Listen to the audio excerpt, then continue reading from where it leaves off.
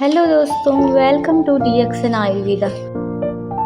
अगर आपको कफ से रिलेटेड कोई भी प्रॉब्लम हो रही हो, चाहे वो ड्राई कफ हो, वेट कफ हो या एलर्जिक कफ हो, कोल्ड हो, फ्लू हो या एलर्जिक राइनाइटिस की कोई भी प्रॉब्लम हो, ब्रोंकाइटिस, ब्रोक अस्थमा, इस तरह की अगर कोई भी समस्या हो, इम्यूनिटी कम हो जाने की वजह से अगर आपको बार बार सर्दी खांसी हो रही हो, या फिर बहुत सारे लोगों को वेदर चेंज हो जाने की वजह से बार बार सर्दी खांसी की प्रॉब्लम हो जाती है, तो आज हम आपके लिए डीएक्सन का एक ऐसा प्रोडक्ट लेकर आए हैं जो आपकी इन सभी प्रॉब्लम को दूर करेगा। वो है डीएक्सन का सीतोपान सिरप, जो एक प्योर आयुर्वेदिक प्रोडक्ट है।